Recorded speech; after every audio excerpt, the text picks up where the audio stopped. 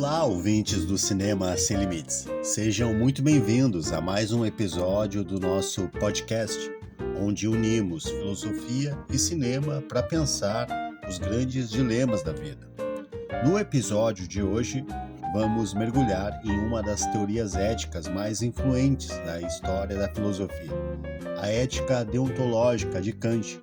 Prepare-se para refletir profundamente sobre as razões que motivam nossas ações e sobre o que significa de fato agir de maneira ética. Primeiramente, vamos pensar que quem foi o Kant? Kant nasceu em 1724, na Prússia Oriental, o que hoje é Kaliningrado, na Rússia. Ele foi um dos filósofos mais influentes da filosofia moderna, responsável por transformar a forma como pensamos sobre moralidade e conhecimento, sobre a própria razão. Kant viveu uma vida muito disciplinada. Ele praticamente não saiu da sua casa, na sua cidade natal, e mantinha uma rotina tão regular, mas tão regular que, segundo dizem, os vizinhos do Kant acertavam os seus relógios com base nos passeios diários que o filósofo dava. Mas apesar dessa vida aparentemente monótona, suas ideias abalaram os alicerces da filosofia ocidental.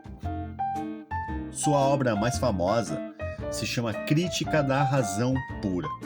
Essa obra, gente, revolucionou a epistemologia, mas é em sua obra Fundamentação da Metafísica dos Costumes que o Kant vai desenvolver o tema do podcast de hoje, a ética deontológica.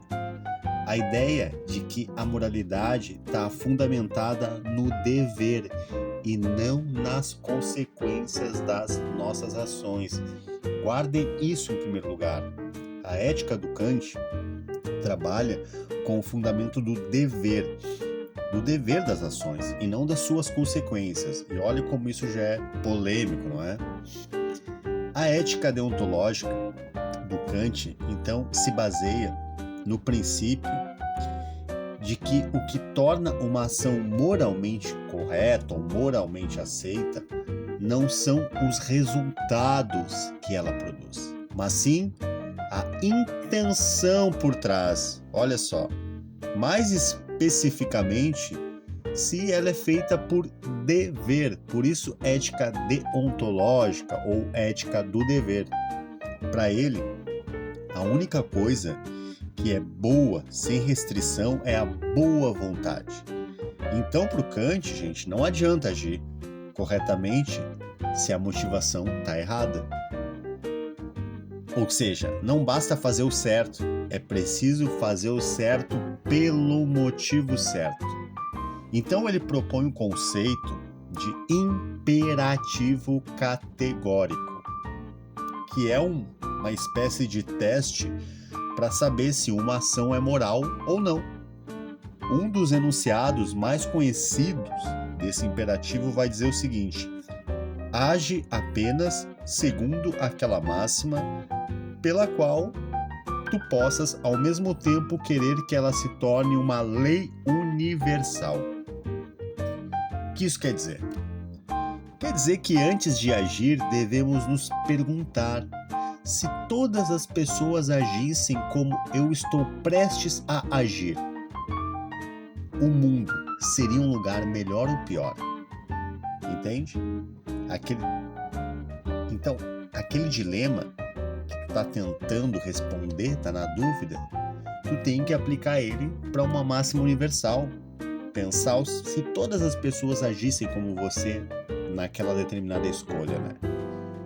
O mundo seria um lugar melhor ou pior? Se a resposta for pior, então essa ação não pode ser considerada uma ação moral.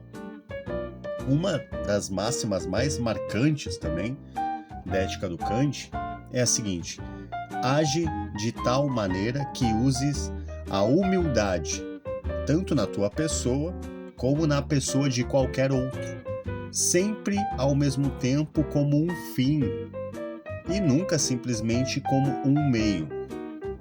Então essa frase carrega uma força ética profunda, porque o Kant acreditava que toda pessoa deve ser tratada como um fim em si mesma, com dignidade, com autonomia.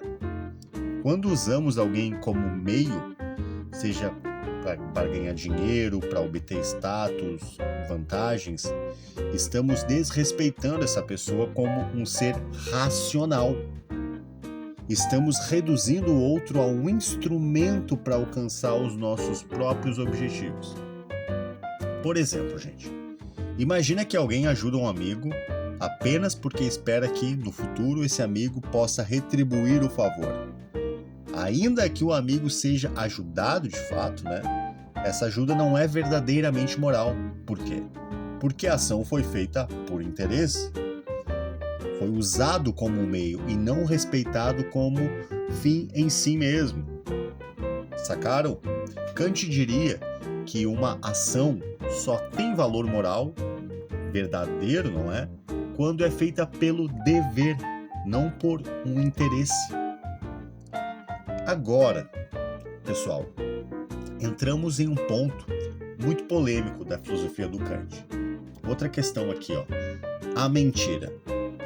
Para o Kant, mentir é sempre moralmente errado, sempre.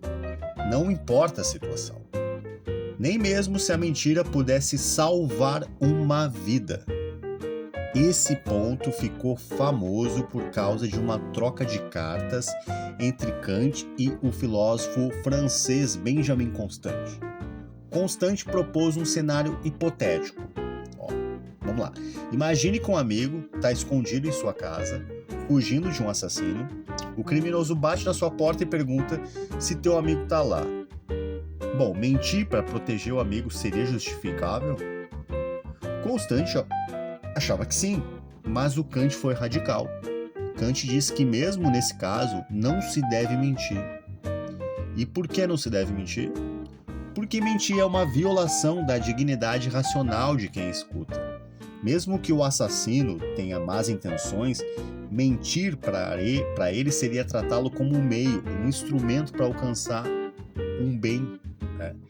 E isso não é eticamente aceitável para o Kant. Além disso, o Kant acreditava que não podemos prever com certeza as consequências da mentira. Talvez ao mentir, você acabe colocando seu amigo em ainda mais perigo.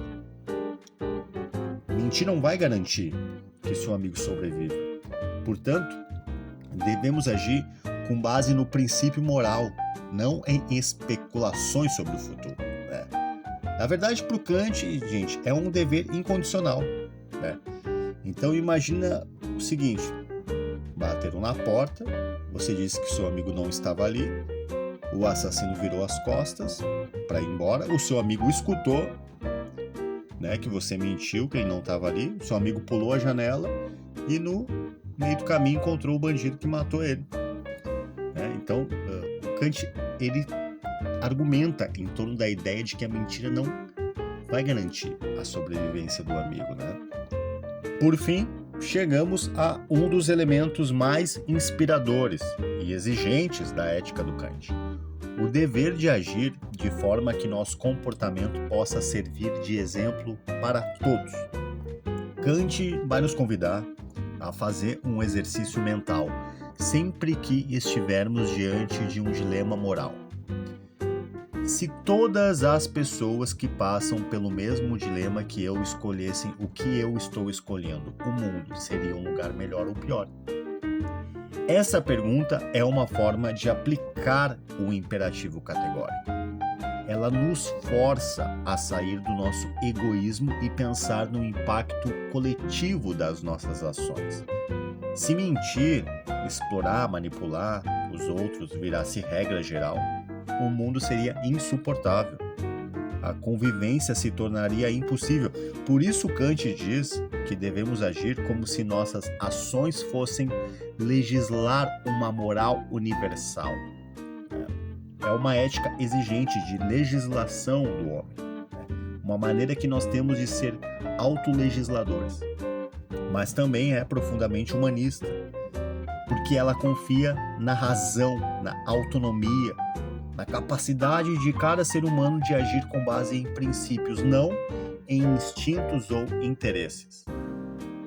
A ética do Kant nos convida a repensar profundamente as nossas ações. Ela nos diz que ser ético não é apenas fazer o bem, mas fazer o bem por dever, com respeito pela dignidade do outro e com consciência de que nossas atitudes devem servir de exemplo para toda a humanidade. No mundo do cinema, essa ética nos inspira a analisar personagens que enfrentam dilemas morais e a pensar se suas escolhas seriam moralmente defensáveis, segundo a razão do Kant. Afinal, que tipo de mundo estamos ajudando a construir com cada escolha que estamos fazendo? Então, obrigado por ouvir mais um episódio do Cinema Sem Limites. Não se esqueça de seguir o canal, de compartilhar esse podcast com seus amigos e continuar refletindo sobre como a filosofia pode iluminar as nossas vidas e também nossos filmes favoritos. Até a próxima!